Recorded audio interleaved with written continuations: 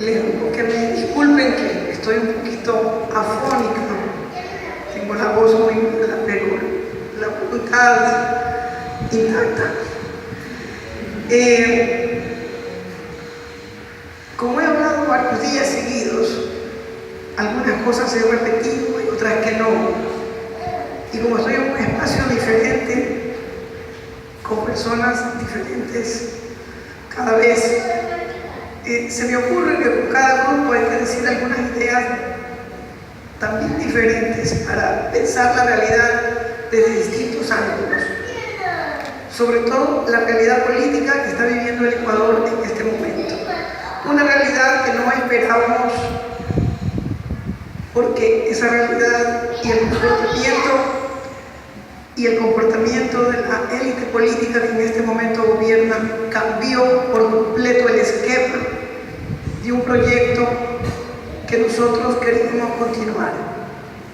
Queríamos profundizar, queríamos mejorar, queríamos minimizar los errores. Lamentablemente hubo equivocaciones, y una equivocación fue quizá confiar en la continuidad de un liderazgo y de la continuidad de una forma de ver el Ecuador, de ver cómo seguíamos cambiando el Ecuador. Y hoy, después de un año de esta crisis política que vive el país, aunque se la intente esconder, este país vive no solo una crisis económica, vive una crisis política, vive una inducida crisis moral, pero sobre todo vive una crisis de referentes. Los referentes que teníamos se pusieron en cuestión porque justamente aquellos que debían continuar, profundizar, mejorar este proyecto, muchos de ellos se quedaron en el proyecto actual, que ni siquiera sabemos si es un proyecto, se quedaron y ayudaron a destrozarlo, a desviarlo, se robaron la esperanza de la gente. Ellos se han inventado que durante la década pasada hubo una corrupción gigantesca, pero donde hoy la gente recuerda y la gente lamenta que no haya continuidad.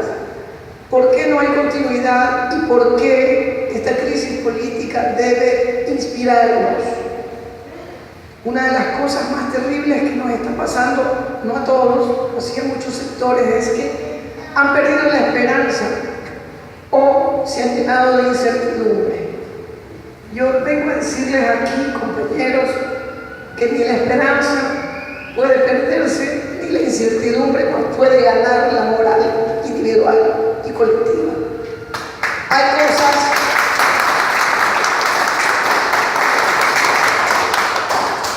Hay cosas muy difíciles en la vida de los pueblos, de las naciones, en la vida personal, y uno parece que el mundo se le acaba. Pero el mundo, señores, no se acaba, y no se acaba porque estamos nosotros para continuarlo y para levantarnos. Yo creo, hay esos discursos de autoayuda que dicen que las crisis son una oportunidad. Y uno a veces escucha decir eso y dice, bueno, eso es un consuelo. Pero créanme que las crisis hacen pensar. No nos consuelan, nos hacen pensar, nos hacen ser creativos, inventarnos formas de sobrevivir, de pelear. Les cuento que yo vengo de una casa, de un hogar, donde mi padre fue profesor durante 53 años. Yo crecí en los años 80, cuando estaba en el colegio, con los paros de maestros que duraban hasta 3-4 meses. No les pagaban y se veían obligados a parar 3-4 meses. ¿Se imaginan ustedes lo que no era ir a la escuela tantos meses? Y al mismo tiempo fiar en las tiendas. Yo recuerdo que me mandaban a la tienda, yo tenía 12, 13 años, a fiar 4 onzas de queso. Y el tiendero ya no conocía a los profesores, ya no se iba a los profesores. profesores y ya no nos querían fiar. Ya, pero su papá tiene una deuda de no sé cuánto. 4 onzas de queso, compañeros. No sé cuánto costaba. Y hubo un momento que ya me daba vergüenza. Yo le decía a mi papá y a mi mamá, vayan a comprar ustedes. Porque le hacían una afrenta a uno. Pero esa era la realidad de los años 80. Un sector público desatendido, unos profesores maltratados, unas familias maltratadas. ¿Por qué pongo este ejemplo después de lo que he dicho de la crisis? Porque en esa crisis nosotros sobrevivimos, digo nosotros, las familias, la gente, que aún nuestros padres teniendo un trabajo en el sector público, pasábamos etapas duras de austeridad, de restricción, de incomprensión, porque éramos chicos y no entendíamos. Justo ahí queríamos comer mejor y más rico. Y había que comer lo que había y lo que se podía comprar y lo que se podía fiar. Cuando hemos crecido con esa experiencia cotidiana, una experiencia de una casa sencilla, es más fácil, metafóricamente hablando, entender lo que es una crisis económica, una crisis política, una crisis moral. Y aquello que en un momento nos pareció feo, triste, que no nos merecíamos, sin embargo eso le da a uno fortaleza para decir en esta nueva crisis que a lo mejor se parezca en el futuro a esos años, ojalá que no. Gracias a eso uno se fortalece y mira la vida de otra manera, es decir, mira la vida con ganas de luchar, porque eso tiene unos seres, unos políticos, una dirigencia, unos gobiernos que provocan esa injusticia, que provocan que la gente pase necesidades, que provocan que el Estado no cumpla con quienes lo sirven y a quienes se ven servidos por él. Entonces, esa es la primera idea que les traigo. Las crisis tienen la virtud que nos hacen pensar, hacen creativos, inventarnos algo para salir de ella. Pero por supuesto, ni crear, ni inventar, ni pensar es fácil. Ni crear, ni inventar para cambiar una sociedad injusta, unos gobiernos injustos, un modelo económico injusto es fácil. Demora. Pero ningún pueblo del mundo, si uno revisa la historia, ha salido de los atolladeros sin lucha. Que estemos sentados aquí, mujeres y hombres, sobre todo las mujeres, ha costado una lucha enorme para que nos consideren iguales, para que nos consideren personas, para que tengamos derechos, para que nos ganemos los derechos. De tal manera que lo que estamos viviendo, compañeros, ustedes en este barrio, en esta zona, saben que cuesta luchar. Y lo de ahora implica que si habíamos ganado un espacio social, un espacio político, algunos dicen habíamos ganado el poder. Yo creo que habíamos ganado una etapa de administrar el Estado, pero el verdadero poder estaba atrás, esperando, acechando, cooptando gente, tratando de aniquilar un proyecto que sin ser perfecto cambió la vida de este país. Y en ese momento, cuando el poder verdadero, el poder económico, los grupos que siempre han manejado el país ya no tenían la administración del Estado, ese Estado que tanto desprecian, pero el que tanto quieren llegar para dominar la vida de todos, ese Estado nuevamente se ve en la necesidad de ser recuperado por nosotros. ¿Cómo hacerlo? Me van a decir ustedes, porque a todos los foros que voy me preguntan qué hacer. Yo vengo solamente, decía esta mañana en otro espacio, necesito que ustedes se inquieten, piensen y que cada uno se vaya con la idea de qué puede hacer, pero no individualmente, sino comunitariamente, colectivamente. Les decía también que hay personas que creen que nada funciona voluntariamente. Hay cosas que funcionan por voluntad, pero les decía, la política no es tener la voluntad de cambiar las cosas. La política es un ejercicio racional de pensamiento, de acciones, de organización. Y en este momento de crisis política, de una aparente desmoralización general, lo menos que podemos hacer es dejarnos ganar por eso. Organizarse y trazarse objetivos es lo primero.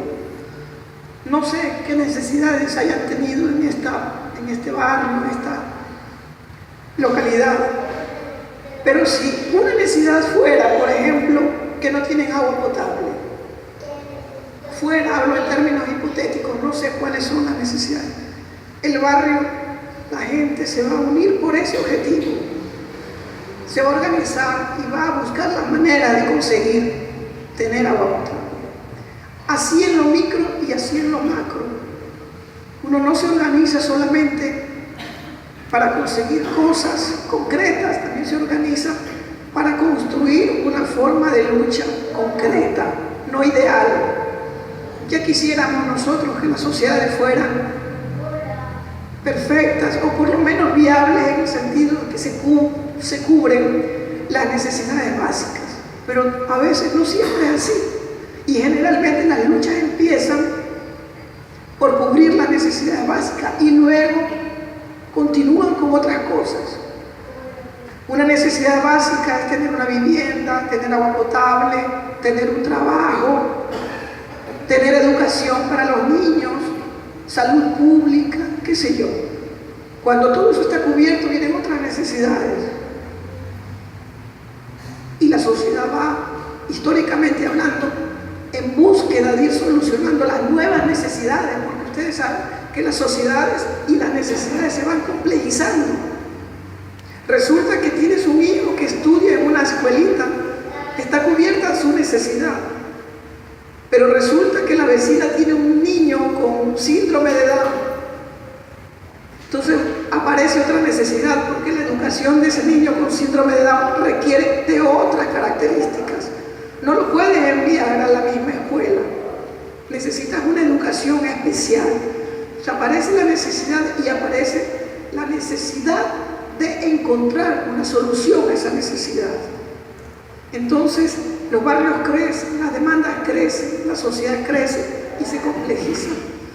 Cuando les digo esto, les estoy diciendo, este momento, la lucha es más difícil porque no sabemos por dónde empezar. La primera tarea es saber por dónde empezar, porque tenemos un gobierno que está acabando con aquello que durante 10 años intentamos consolidar. Que la gente creyera, primero, que tenemos un gobierno que gobierna.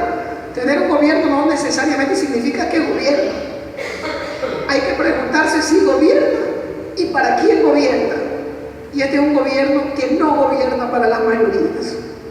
Este es un gobierno que fue secuestrado por ser educada, en mi palabra digo secuestrado, pero realmente es un gobierno que se entregó a unos grupos de poder viejos, que se entregó al social cristianismo, y desde allí se están marcando las políticas para beneficiar a esos mismos grupos de poder. Las medidas económicas, todas, si las sumamos desde el año pasado hasta hoy, solo han beneficiado a los grupos de poder. La primera medida fue entregarle el dinero electrónico a los banqueros. Toda la élite se pasó diciendo que con el dinero electrónico se acababa la dolarización. ¿Por qué? Porque cuando se lo planteó en el gobierno anterior, quienes iban a manejar el dinero electrónico era el Banco Central, es decir, el Estado. Pero ahora que lo va a manejar la banca privada, no hay ningún problema y la dolarización se va a acabar. Fíjense ustedes cómo poco a poco se cambia la percepción de la gente. Entonces, repito, si esos son los grandes problemas, ¿cómo comenzar a luchar? Primero, resistiendo. Mi compañera me decía ayer, ¿cómo entender la resistencia? escuché hoy, no he pensado en eso todavía. Es difícil pensar cómo resistir en términos políticos una avalancha de injusticias y una avalancha de desinstitucionalización del país. Pero también una forma de resistencia es querer salir a la calle. En varios espacios he dicho que como no tenemos medios de comunicación, que todos los medios ahora están alineados con el poder político de turno, la gente dice, bueno, si no nos podemos expresar, expresémonos en las calles. Yo les digo, sí, no hay mejor medio de comunicación para quienes no tenemos medios, ni radio, ni televisión. El mejor medio de comunicación es la calle.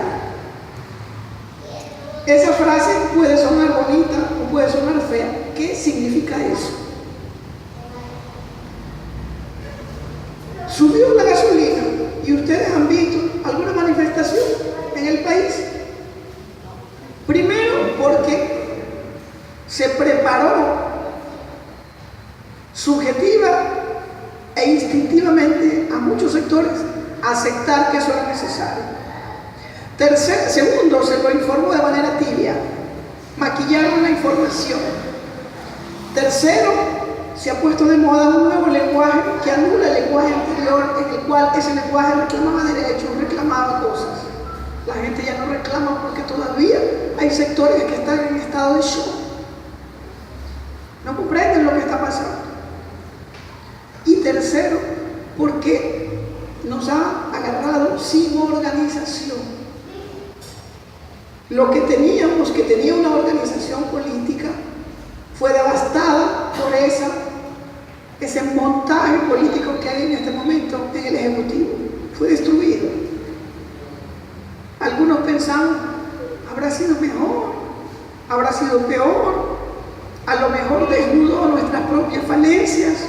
No sabemos, pero lo cierto es que eso se desmanteló de tal manera que no tenemos una organización política para comandar, dirigir, pensar cómo hacer resistencia en las calles cuando nos atacan directamente, cuando se toman medidas que afectan la vida cotidiana, compañeros. Porque cuando se sube la gasolina, no es que se perjudica a las personas que tienen autos, se perjudica todo. El transporte público, se perjudican los precios de los productos que se transportan. O sea, es una gran cadena. ¿Cómo resistir a eso?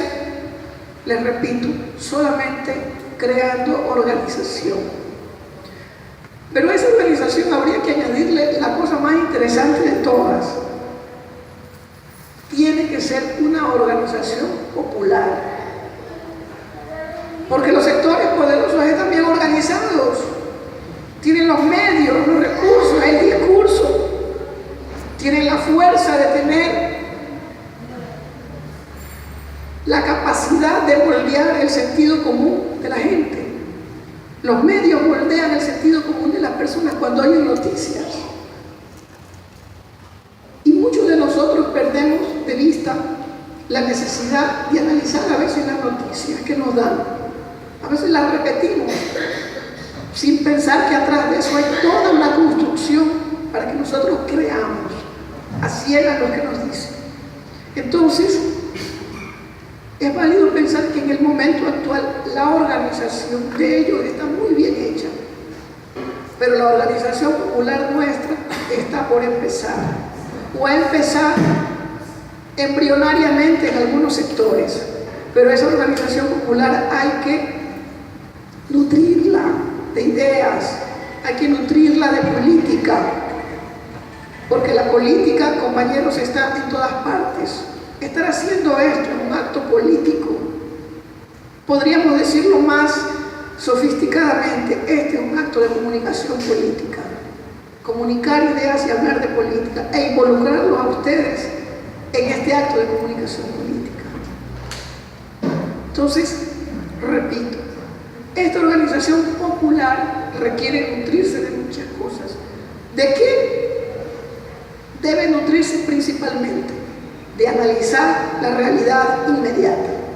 Cada uno de ustedes en su casa, en su barrio, en su ciudad, tiene una realidad. Convive con ella todos los días, la acepta, se conforma, la idea es no aceptarla, no conformarse, no adaptarse. Hay que resistir esa realidad, pero no individualmente.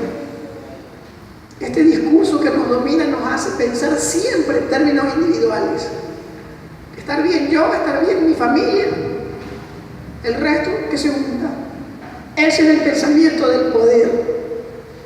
El pensamiento popular es el nosotros, la solidaridad, el trabajo comunitario, la cercanía con la gente y sus necesidades. Eso es lo que nos diferencia del pensamiento del poder. Ellos piensan, para ellos, porque ustedes saben que la crisis, cualquier crisis económica, no afecta a todo el mundo, afecta a unos sectores y a otros los beneficia. Acuérdense del feriado bancario. Esa crisis que afectó a la mayoría de la población, hubo un sector que no sufrió, más bien se aprovechó de esa crisis. Hoy pasa algo parecido, sin el shock de la incautación bancaria, sin el shock de la dolarización, que muchos años después estabilizó el país, pero los 2 primeros años la estabilidad no era lo que caracterizaba. La gente se olvida, pero el primero y el segundo año fueron terribles cuando se organizó este país. De tal manera que les repito, solo construyendo una organización popular a través de organizaciones sociales, movimientos políticos, barriales, etc., nosotros podemos pensar que le podemos hacer frente a ese poder duramente organizado durante mucho tiempo que tiene todo a su favor. Recursos, dinero, medios de comunicación, periodistas, gente a la que uno todos los días escucha y que durante mucho tiempo fueron nuestros referentes de la verdad, fueron nuestros referentes de la comunicación, a muchos políticos que también se convirtieron en los que decían esto es así, esto es así, de otra manera. Ustedes en Guayaquil tienen un alcalde que durante más de 2 décadas ha regido esta ciudad, casi 30 años, no solo él, sino su partido. Y ha impuesto una manera de ver esta ciudad, de pensar la ciudad, de soñar la ciudad. La semana pasada vimos cómo le entregó la posta de la candidatura a la alcaldía a la señora Cintia Viteri para seguir haciendo ciudad. Cuando uno lo escucha hablar, uno no escucha hablar a alguien que está pensando desde la organización popular. Está hablando desde la organización del poder constituido, del poder que ejerce su dominio sobre una ciudad. Y sobre esa ciudad hay mucho que decir, no solo lo que dice el modelo urbano, estético, arquitectónico, de ingeniería, de espacio público, etc. Ellos tienen un modelo al que han llamado modelo exitoso, porque todos los negocios están en manos de los que están cercanos y así moldean el gusto de la gente, los lugares que visitan, dónde deben comer o qué deben comer, van induciendo poco a poco, van creando un comportamiento colectivo. Entonces, esa diferencia quisiéramos que esta tarde miremos. No podemos pensar, no podemos actuar copiando, repitiendo lo que el poder dice y cómo se organiza el poder de ellos. Tenemos que inventar una forma de organización popular unificada para enfrentar esa cosa tan poderosa que es el poder económico, el poder mediático y el poder político. Nosotros ya supimos lo que era administrar el Estado durante estos 10 años. Ya supimos que se puede hacer una gran reforma del Estado y devolverle al ciudadano su relación cotidiana con lo público. Y eso es lo que se intenta acabar en este momento. Que no tengamos Estado o tengamos un Estado chiquito, pero que sea siempre funcional a los intereses privados. Porque lo privado, compañeros, el éxito de lo privado en ningún país capitalista y en ningún país sudamericano ha tenido el éxito que tiene si no tiene al Estado como una especie de escudo. ¿Para qué? Para legalizar los negocios, para transnacionalizar las marcas, es decir, para hacer que el mercado funcione. el Estado simplemente como un puente, pero no como un fin, menos como un fin social. Entonces, les repito, la organización popular tiene que pensar en macro, tiene que, digamos lo mejor, tiene que pensar de lo micro hacia lo macro. ¿Por qué? Porque todos somos seres políticos. Esa vieja frase, creo que de Aristóteles, que dice que el hombre es un animal político. ¿De qué significa esa frase, compañeros? Que el hombre necesita vivir en sociedad, relacionarse, que no puede vivir solo, tiene que vivir en comunidad. Y para vivir en comunidad, la primera cosa que tiene que hacer es organizarse, para terminar con la ley de la selva.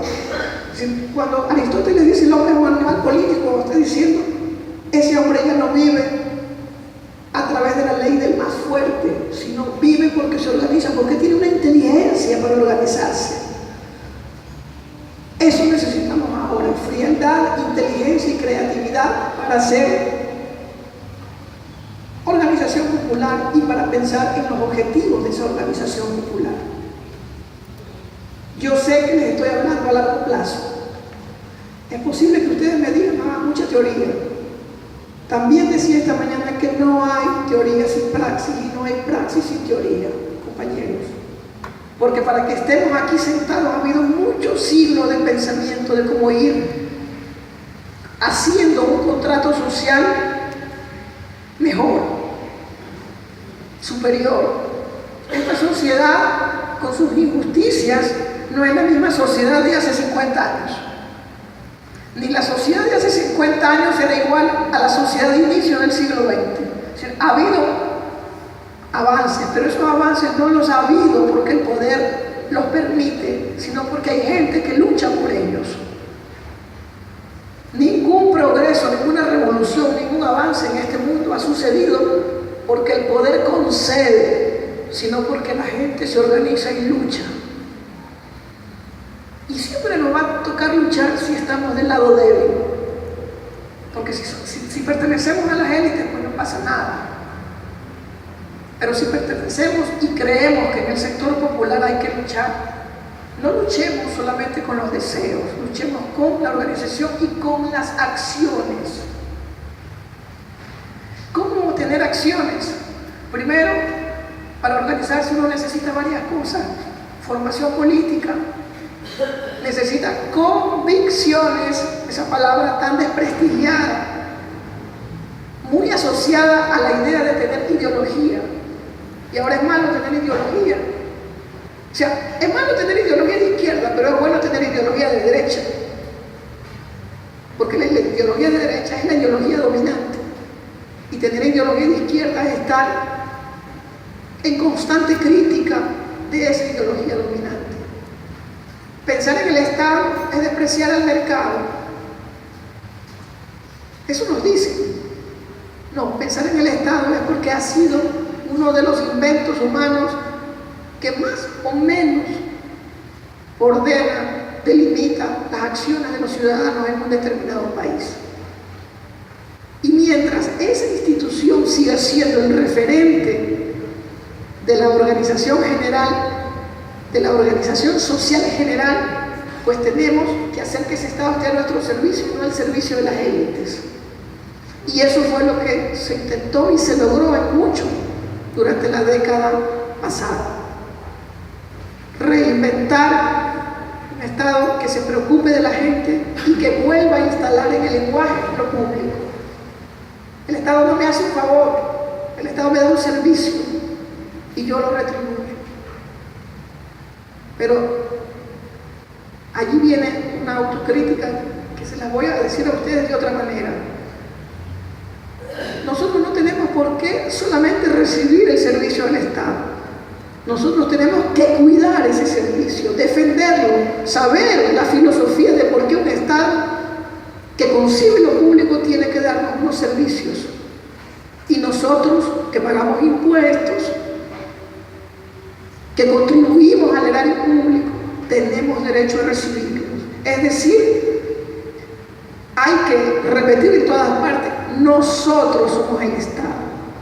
No es que el Estado es un monstruo perverso que está allí, como se intenta decir hoy, que abusa de los ciudadanos. No, nosotros somos el Estado. Cuando recibimos un servicio, cuando aportamos, cuando pagamos impuestos. Por tanto, ¿quiénes más tienen derecho a criticar o a demandar o a mejorar el Estado?